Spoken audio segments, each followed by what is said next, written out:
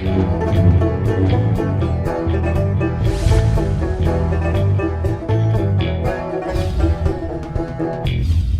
I'm the DeadwoodJedi. This is going to be another Raid Shadow Legends video, and today I thought we would take a look, actually on my main account today, looking at my free-to-play clan boss team. That doesn't make any sense, does it? Main account, free-to-play clan boss team, what is going on here? Well, long story short, I figured what I should do before I start speed tuning my team for my free-to-play, because Lord knows silver is in short supply, gear is in short supply. I should see, is this concept that I'm even going for practical? Is it valid in any way? Will this work for my account? Can I beat YST going this route? Short answer, yes, I will beat YST going this account. Long answer, no. This is not a viable strategy for my clan boss team, and it's kind of an interesting look at what makes a good clan boss team. What really is going to be effective for us going forward. So I figured what I could do today is build the team that I want to build, which you can kind of see on screen behind me, and we'll see how effective it can actually be going forward. So that's what we're going to do today. Hey, just a friendly reminder, if you haven't already, take a moment and hit that subscribe button as well as that notification bell so you don't miss the next one of these videos that comes out. And of course, if you guys need help with your account, you can go to my website, DeadwoodJedi.com, where I'll be happy to look at your squad and make whatever improvements are needed to be made. But, you know, when I'm doing that, I still want to play my own account. That's why I use BlueStacks, which you'll find linked down below in the pinned comment and description of this video. BlueStacks is a great way to run multiple instances of the game on your computer at the same time. And if you enjoyed today's music, we have that SoundStripe link down below in the pinned comment and description of this video as well. Use code DeadwoodJedi, save 15%. Okay, this is the team I'm going to be using. We have Elva, Autumnborn, Rhonda, Venomage, Jarek. All these are champions you know I have on my free-to-play account. I've been watching my Road to Ultra Nightmare series. And then we're also going to be adding Sandlash Survivor. Now, this is one of those champions I've been wanting to get. I keep saying, I need a buff extender to make Elva really shine. And that's the truth of it. You want to run a 2-1 ratio team, which is my goal and which is what I'm doing here. With a speed champion, you're going to need at least a buff extender to make sure that increased speed buff stays on. You're going to need a champion like Mashaled, who puts it on every other turn instead, or you're going to need another speed champion, right? Well, in this case, instead of bringing another speed champion like an Apothecary or High Katoon, which I could do, I figured I'd bring in a Sandlash Survivor, and there's reasons for this. One, Sandlash is going to extend the duration of all my buffs. So that includes the buffs that Jareg is bringing, including the continuous heal buffs, increased defense, the ally protection, all things we're absolutely going to need in order to survive. So it kind of becomes a perfect synergy right there of extending the duration of Elva's increased speed, not to mention our block debuffs, but also the protection stuff we're getting from Jarek. I think that's going to be really important. Now, we have a speed aura from Elva, so the speeds on this are not ridiculous for us to hit, and I actually think I could probably build this on my account right now, or at least with a little bit of gear help from on my champions. I could probably do that pretty shortly here. But what are the results we're going to get? Well, first, let's look at Elva, right? We've got her at 249 speed. Her defense is about 3,700, which is pretty tanky, I would say, with 57,000 HP. These are all stats that are actually pretty attainable for me right now with my current champion that I have. So that's not so bad for on my account currently. We've got Rhonda here. Now I have her at like 213 speed. I don't think I need her actually this fast.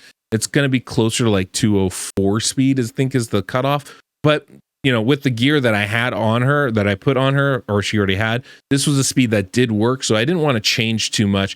This is my main account. I didn't really want to mess with too many of the champions and go around, you know, rebuilding everything. Now, one interesting thing, notice her defense is 2,800. I also have like 5,000 attack on her. This is my main account. I get a lot of bonuses on my champions. 100% crit rate, great crit damage.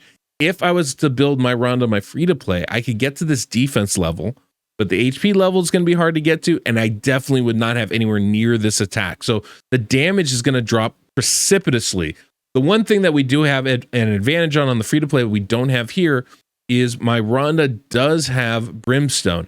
And I think if, assuming we had enough accuracy to actually land it, that would be a pretty even balance. So I would expect the damage that we'd get from Rhonda in this experiment would be fairly similar to what I'd get on my free-to-play simply because of Brimstone. It's that strong. Then we have Venomage here, 239 speed. This is obviously going to be very fast and hard for us to get. But this is kind of the speed that we need to get to. There's a little leeway in there, but generally that's what we're looking for. But look at the defense again. Look at the HP. Very, very tanky on this champion. Jareg, 236 speed. Again, these are pretty fast numbers. I can probably get to these numbers, but I'm going to have to sacrifice something along the way. 2,700 defense, 69,000 HP. Again, sort of attainable, but generally across the board, the numbers I'm putting on my champions right now are going to be a little bit lower when we go to the free to play, if not a lot lower, depending on how I have to build it. And then we have Sandlash Survivor, 200 speed, 3,400 defense, 50,000 HP. You'll notice a lot of crit damage, a lot of crit rate. All these champions, I think, have 100% crit rate or close to, except for Jareg, it looks like. So obviously there's some extra damage in that I won't be able to get to on my free to play. But you know, the defense levels I think are mostly attainable, mostly. One of the interesting things about Sandlash is I do have her in a Guardian set. That is definitely something I would want to do. I don't know that I could do that on my free to play account. I'm a little bit limited just in the gear that we're able to craft. So that's going to be a bit of a dicier thing. But it is something that would be really important as far as like increasing the survivability of my team. So anyway, that's the team. There's not a lot that goes into setup, just a one turn delay on Elva, I believe, and then it works. So I kind of want to just go in and see and talk through what's happening in this run. Normally I speed these runs up. I think with this one, we're going to talk through a little bit. Now you might notice Elva has the stone skin on. I didn't want to fully re-gear everything here. Not just because I don't think it's really going to make that big a difference when I'm really just worried about the main stats. And, you know, obviously it was going to be a bit of a hassle for me, but also because I think it helps, you know, without putting like the most optimal sets on. Like I didn't put everybody in stalwart gear. Nobody's in stalwart gear. Those are things that I think would skew the numbers considerably for us. I'm not going to be able to replicate my free to play account. My gear's too good for that. My stats, my faction guardians, my great hall, it's all too good for that. So we're just going to kind of work with what we have here, and we'll have to extrapolate what these results would be on my free to play account. Now, one thing you're going to notice is we are kind of keeping up the debuffs that we need. We are keeping the buffs up on us most of the time. One of the great things about using Elva and a buff extender, we're going to have block debuffs up for the full fight. So we don't have to worry about affinity at all. It's not going to be an issue with this team, and that's definitely an advantage for us. One of the other things I was able to do, I did want to make sure I did, was put Jareg in a reflex set. I wanted to see, can Jareg keep ally protection, increase defense up by using a reflex set? And the answer, mostly. As you can see, we don't have it on right now, right? We've definitely dropped all those buffs here. Most of the time, he's going to be a really good job at keeping ally protection and increased defense on our champions. With the buff extension from Sandlash, it's more likely than not that we'll keep those buffs up on our team for the full fight. But it won't be the entire fight. And that's something we just have to kind of recognize. I was really hoping we'd be able to keep it up full time, but it's just not going to be the case. And key is, even though Jareg's probably going to be using that skill every 3 turns or every 2 turns, it will work in effect like a 3-turn cooldown. The 4-turn cooldown skill is ally protection ability. But with the reflex set, it does work almost like a 3-turn cooldown. The key though is, unlike a properly speed-tuned team, I can't time exactly when it happens. The reduction in the cooldown is going to happen randomly. So sometimes it'll happen right before Sandlash would extend the duration of the buffs. It would be great, right? Then we keep it up all the time. Sometimes it won't. Sometimes it'll happen after that buff extension, and that means it will fall off occasionally.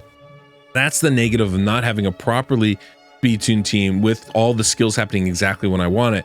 There is some built-in RNG with this team. That's definitely a negative. Now you can see we're getting like lots of attacks here. She's actually doing way too much damage compared to what my Rhonda would do.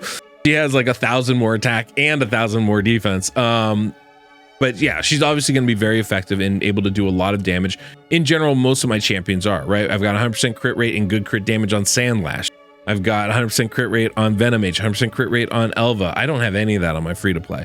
So there's definitely some raw damage benefits that we are getting that we wouldn't get otherwise. There's still no weaken in this team, so even the raw damage isn't going to be super crazy no matter what, no matter who. So I don't have to worry too much about that. Oh yeah, Rhonda's book too.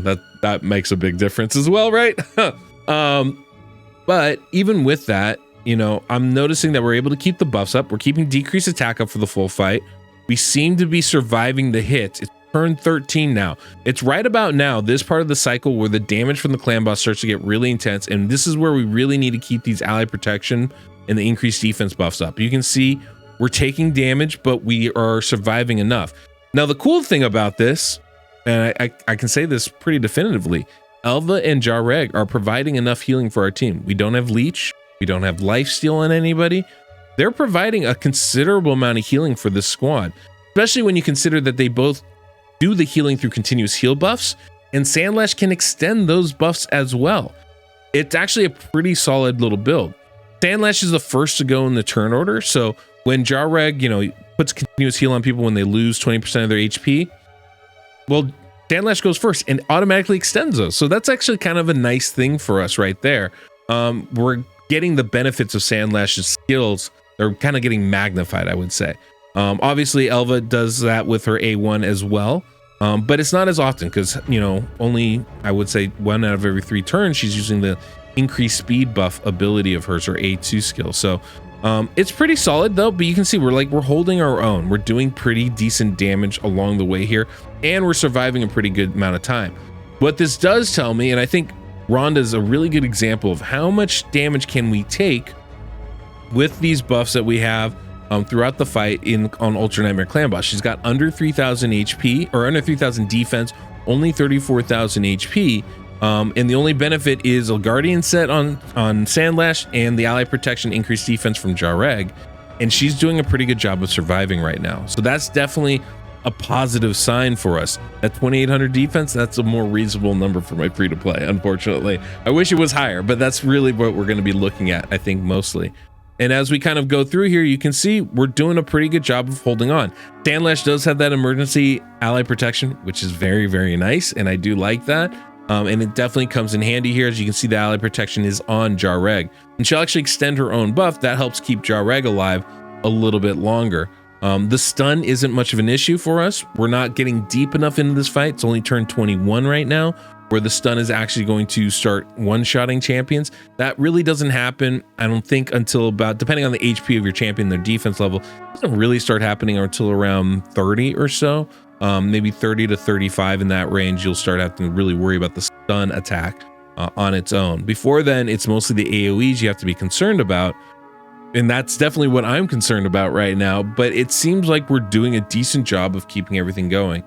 Now, one of the interesting things is Jareg goes right before Elva, so that means that the first person the increased defense and the ally protection buff will fall off of is Elva. And so if anybody's going to be unprotected, it's more likely to be her than any of the other champions. I think I do have lasting gifts on Jareg just to make sure, you know, try and keep those buffs up as much as possible. So that throws in a little bit extra RNG, but hopefully extra RNG in the sense that we're going to be protected a little bit longer. That's why you can see Elva had that ally protection, but not the increased defense buff. That's because of that. And then it got extended by Sandlash.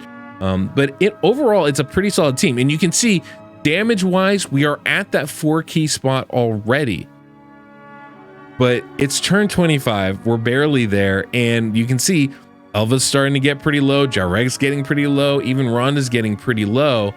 We're not keeping ally protection buff up the entire fight. We're definitely dropping it at points. It's getting a little dicier than I'd like. And so that's definitely a bit of concern for me. This begs the question, is this the best team I could run? And I think with the resounding no is the answer, right? I love this. I think this team works pretty solidly, right? We're getting that 2-1 ratio. That's always a really solid thing. And with Giant Slayer and War Master procs, it's really effective. But clearly, we're not filling up that debuff bar. We have a lot of room, both for poisons and for a weakened debuff, if we can get that in there. I think there's definitely some room that way. Our protection is decent, but it's not consistent. Definitely not as consistent as we need it to be to really survive. Turn 28 and we're taking a lot of damage, and anytime those buffs from Jareg fall off, we are in serious danger of wiping out. Already there, we lose Rhonda. Turn 29, so about turn 30 with the defense we have, even with the ally protection and increased defense, we're gonna die if we don't have at least 3k defense. So that is definitely one of those break points for us. There's obviously things we could do to make this team more effective, right? Use stalwart gear. That'll make we take less damage with the AoEs. increase the defense across the board. That'll mean we take less damage. We can even increase HP. That's another really good way to make sure that we survive a little bit longer. But here you can see it's turn 21 or turn 31 or 32. We've done about 21, 22 million or so. It's pretty solid, right? It's pretty solid. But is this enough to beat YSC? I mean, this is Ultra Nightmare. I don't know. I don't think it is. It might be, right? Like, I think I could probably use 4 keys. I could probably manual it well enough to, if not ensure success, give us a better chance at it, right? Manualing would help a lot. I could make sure that Jarreg doesn't use the ally protection ability too soon and try and time it a little bit better to coincide with the extensions from Sandlash, try and coincide with, the damage that we would be taking normally. That would definitely be of help, right? That's not a bad thing. I could also, make sure to use Stalwart specifically on Elva, since she's the one most likely to be unprotected. Definitely use it on Rhonda, since that way I can try to, I don't have to get as high a level of defense to get the same kind of damage mitigation. Those are things I can do. I can put Guardian gear not just on Sandlash Survivor, but on Venom Age too, right? There's some things I could do to help balance this. Now, I might not even pull Sandlash Survivor. That's just me being wishful thinking and hoping. Maybe I'd have to use a Valerie, or maybe I need to get myself a Godseeker Neri or an Anchor Age or somebody like that who's maybe just not as good. Would we still be able to survive? Would we still have this kind of success? I don't know. I don't know. I simply don't know. And this is one of the issues I have with champions. Well, with the champions that I have in here. Rhonda doesn't bring any added debuffs, so we're not getting poisons, which is basically free damage. We're getting the Brimstone, which is massive. Don't get me wrong. That's really, really big. But in a lot of ways, I kind of wish I'd maybe saved my stuff and try to wait and get Elva a Brimstone Brimstone Blessing. Maybe that would have been a better usage for it.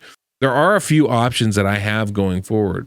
But one of the benefits of Elva, of building a team just like this, is the speeds are speeds I can reach.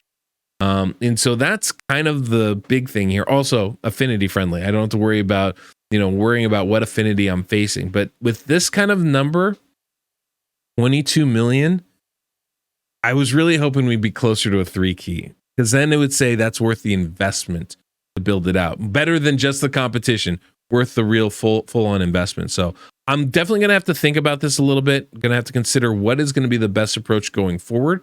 As it is, I feel decent about this. It does tell me that if I can get myself somebody like a Sandlash or a Godseeker, it's probably going to be worth building up. And I mean, definitely going to be worth building up, but probably worth, putting into this team and trying to make this work, at least in the short term. But long term, I can definitely see some issues. And it might mean that I take out not just Rhonda, but Venom Age as well, and opt for some more conventional style champions. Bringing in a Frozen Banshee would be able to fill up a lot of poisons on the debuff bar and do a lot of work for us. Bringing in a Kale would probably be able to do the same thing, actually. And then, I can look to bring in decrease attack, decrease defense champion from a different vein. Maybe a Rosin to replace Rhonda, get us not only decrease defense, but weaken as well. So there are a lot of options as far as approaches to this, but I need to be a little bit, I need to pay attention to it. I need to pay attention. I need to be a little judicious. I mean, worst comes to worst, maybe I even go to a more traditional team where we go in like a 1-1 ratio, try to survive as long as we can, and just utilize some more of the stuff that is available to us, like poison, like HP burn, as opposed to the kind of raw damage approach that sort of is what's happening right now. So very interesting stuff, I thought. it was very interesting. Definitely worth sharing. And this is kind of what I had anticipated in my head. I was hoping we'd be closer to 24, 25 million with a team like this. The fact that it is this low tells me I'm either going to have to, bring in Toxic Set or swap out some champions from, what I see right now is a preferred comp, a preferred approach to Clan Boss here.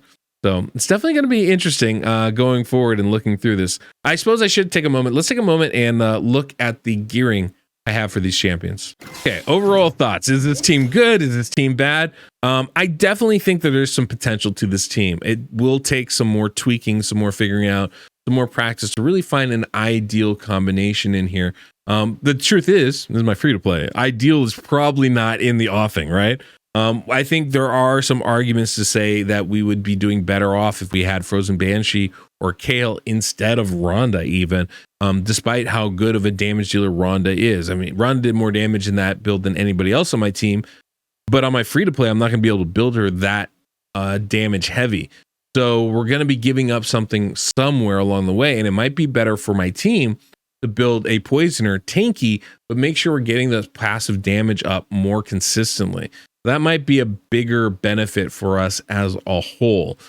Same kind of thing with Venomage, as I alluded to. We might be better off taking him out of the comp altogether now, or her out of the comp altogether. Now, one of the great things I thought that worked, which is an interesting experiment, with putting Reflex on Jareg with the buff extender. I thought it was actually very effective, and we did maintain increased defense and ally protection for a majority of that fight.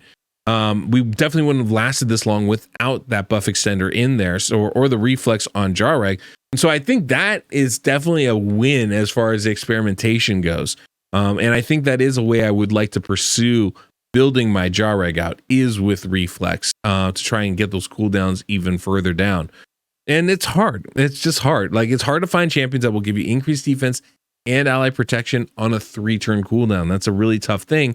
The only ones that I really know that can do that are legendary champions. We're not going to be doing that today, so it's definitely going to be tricky. The other thing that I think we can take from this is the healing. The fact that we don't really need Leech. I don't need Deacon in this team to heal up fully. I didn't even need Godseeker Aniri, who's my initial choice, because I thought, oh, well, her healing is going to help a lot. I don't think we actually even need that. I think between Jareg and Elva, we have enough healing in this team for a team to survive pretty deep into Clan Boss.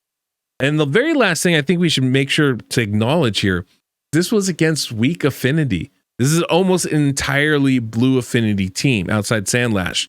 So everybody's going to take more damage. They're going to hit weaker. We're not going to land every debuff because of the affinity here. I really wanted to try this against a different affinity, but you know, the way it goes, and I have a clan that knocks down Clan Boss in the first hour or so. So I wasn't able to really test this on Void, but I think if we're doing 21 million, 19 million, which I've done previously with this team on red affinity, I think we have a pretty good chance of actually being pretty close to 3-key range on Void affinity or any other kind of affinity that's out there. So there's definitely, this team is not as bad as it might look right now. And so I think if I pull a buff extender, it's going to be worth building on the free to play, worth building that team up in that direction. And then I just got to get lucky with affinity, and I can I wouldn't kill, but I can beat YST. I get me a Genzen mask. I can, do that full thing. So I thought it was a really interesting kind of test case, see how this works. Obviously, if you pull a legendary champion or a better epic, that can obviously change it, right? You use the champions you have. But what I found interesting here was using the champions that I do have, we're able to put together a pretty solid little team here. And I think that's kind of cool, right? To be able to see that. So interesting team, interesting results. Not necessarily what I had expected to come out of this, but I'm not disappointed with where we got to in this either. So pretty fun all in all. So hopefully you guys enjoyed this little experimentation of mine and found it insightful. Let me know, guys. Should I be building this on my free to play, or should I build something else? I don't know. Maybe we'll do some more testing on the main account from time to time. Anyway, guys, hopefully you enjoy this. Don't forget to subscribe. Until next we meet, I'm the Deadwood Jedi.